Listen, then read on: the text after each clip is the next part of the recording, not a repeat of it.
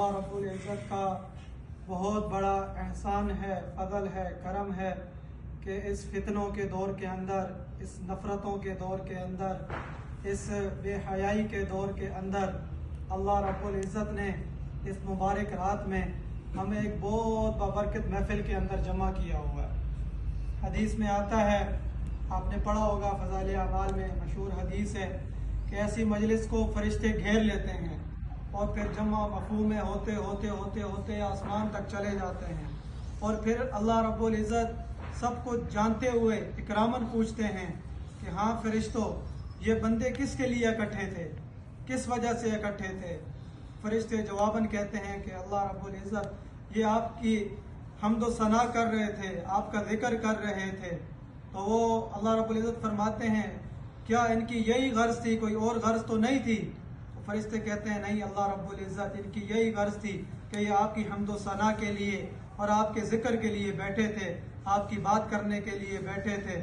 تو اللہ رب العزت فرماتے ہیں، جاؤ ان کو بتا دو میں نے ان سب کی مغفرت فرما دی۔ اور پھر فرشتے کہتے ہیں اللہ رب العزت، اس میں ایک بندہ ویسے آیا ہوا تھا، کوئی دنیاوی کام سے تھا، اس کا یہ مقصد وہ ویسے ہی آ کے بیٹھ گیا۔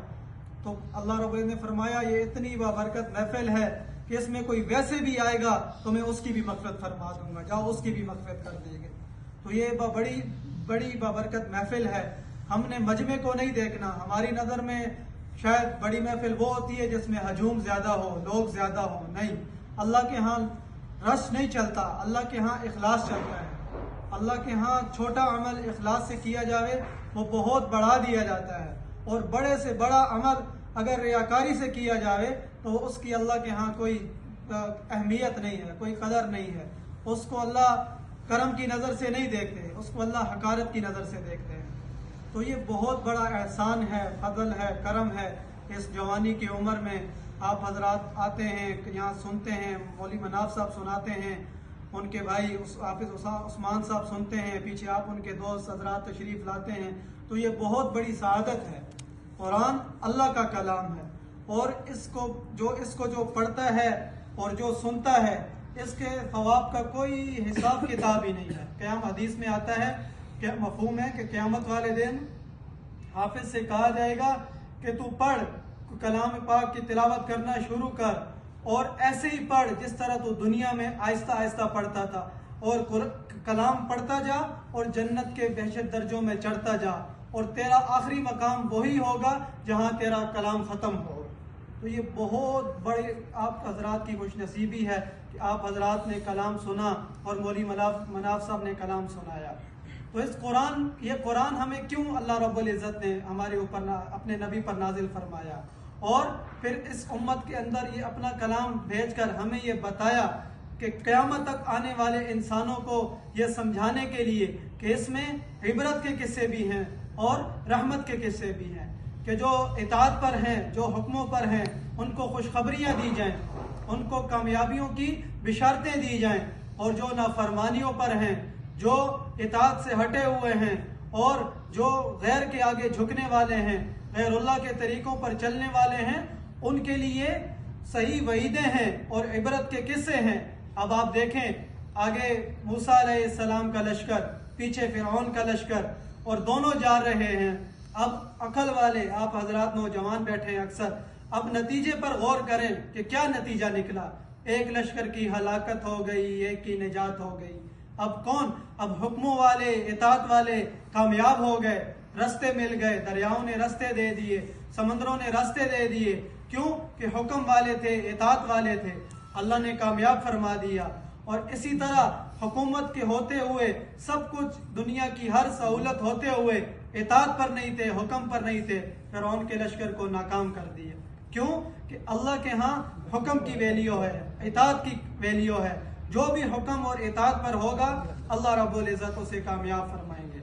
تو یہ پھر اللہ رب العزت کا ایک اور بہت بڑا احسان ہے، فضل ہے، کرم ہے کہ اللہ رب العزت نے یہ بھی فرمایا کہ اے میرے بندو، کل بھی میں نے ہماری مسجد میں بیان تھا تو میں نے وہاں یہ عرض کی کہ اللہ رب العزت نے اپنے بندوں کے لیے بڑی گنجائش رکھی ہے، بہت گنجائش رکھی ہے۔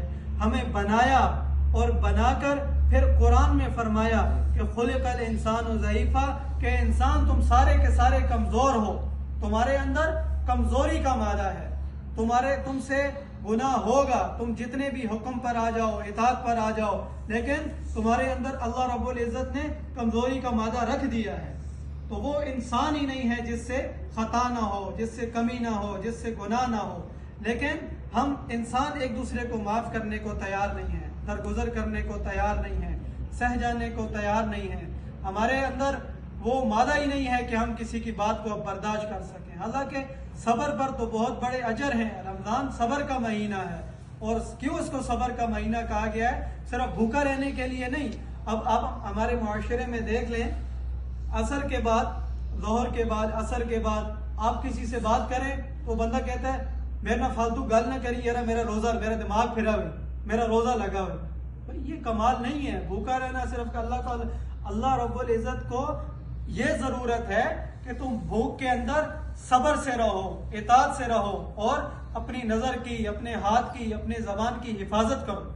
اور ہم کیا، ہماری کیا حجت ہوتی ہے، اور یار میں نے فالتو گل نہ کری، میرا روزہ لگا ہوا ہے، میرا روزہ ہے، تو ہم روزے کو اپنے اوپر ہم اس طرح پیش کرتے ہیں اللہ کے سامنے یا اللہ کے مخلوق کے سامنے کہ ہم نے نعوذ باللہ اللہ پر کوئی احسان کیا ہوا ہے۔ اللہ پر ہم نے کوئی احسان نہیں کیا ہوا، بلکہ رمضان جیسا مہینہ دے کر، رحمتوں کا مہینہ دے کر اللہ رب العزت نے ہم پر احسان فرمایا ہے، بہت بڑا کرم فرمایا ہے۔ تو یہ صبر کا مہینہ ہے۔ اور پھر کمی کا بتایا کہ اے میرے بندو، میں نے تمہیں کمزور پیدا کیا ہے۔ پھر بتایا کہ میرے بندو لا تقنطوا من رحمت اللہ،